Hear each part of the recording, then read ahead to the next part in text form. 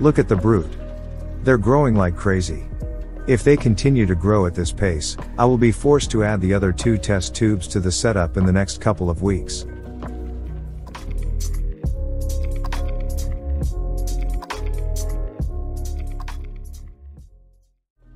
Hi guys. Hope you're doing well. Welcome back to the Bruma Ants channel. In this video I'm going to make a short update on my colony of Tetramorium caspidum. Let's see how they're doing inside their new home. As you may remember from the last update, I was forced to move this Tetramorium colony to a bigger nest, cause they were starting to fill all the available space with their brood and new workers. Before the move, they were living inside a mercury nest, a very cool test tube based ant nest made by the company Wakushi. They were doing great inside that setup, and the colony was growing at an impressive pace. After some time, I decided to look inside the test tube, hoping to see some progress and some brood. To my surprise, the colony was filling all the available space inside the test tube.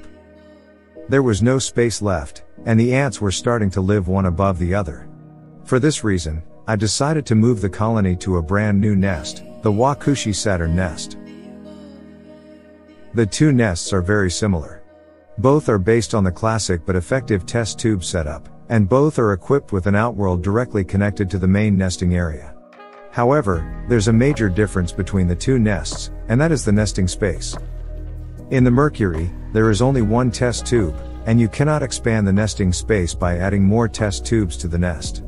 With the Saturn, on the other hand, you have the option to add lots of additional test tubes, and, depending on the version of the nest, you can add up to 5 or 7 of them. As you can see, I decided to use only 3 test tubes, as the colony isn't that big at the moment. When they will reach a decent size for the current 3 test tube configuration, I will add the remaining 2 test tubes to the rack. With this clever modular solution, you can give the ants just the right amount of space they need. As you probably already know, ants don't like having lots of unused space inside the nest, and in some cases, it can also cause lots of stress in the colony. Now let's take a closer look at the ants. As you can see, the colony seems extremely healthy at the moment. Look at the brood. They're growing like crazy. If they continue to grow at this pace, I will be forced to add the other 2 test tubes to the setup in the next couple of weeks. I really hope that they will slow down their development a bit, just in time for hibernation. If that will be the case, I can save the 2 test tubes for next year. I'm pretty sure that in the spring, once the temperatures will start to rise again, they will restart growing like never before. They will certainly need a lot more than 2 new small test tubes.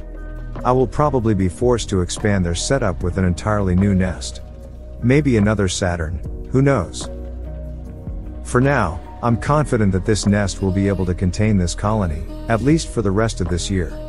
The 2 new emergency test tubes will be sufficient to provide the colony with lots of additional nesting space. Let's hope for the best. As you can see, these ants are really dirty.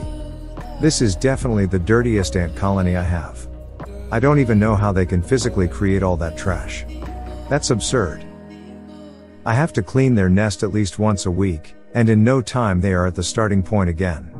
I'm starting to think that they are making fun of me, and this is their way of making me go crazy.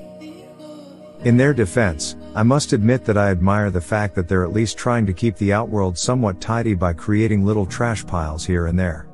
This makes it a lot easier for me to clean the outworld, as I just have to take the dirt from the piles, and not from all around the nest. As you probably noticed, I have opted for an outworld without any type of substrate. That's because, apart from creating piles of dirt, this species apparently also loves to make piles of sand. Look at what they've done to their last setup. They have created an enormous mountain using the sand that I gave them as a substrate. For this reason, I decided not to add any type of movable substrate, like some type of sand or dirt. I think that without substrate the nest looks a little bit less aesthetically appealing, but in the end it's definitely worth it. A lot less maintenance, and a lot cleaner too. I have great plans for this colony, and I really hope they will grow a lot in the future. They definitely have the potential to become my biggest ant colony. If you like this nest and want to find out more about it, I would suggest you check out this video. This is my detailed review of this extremely cool ant keeping product made by Wakushi.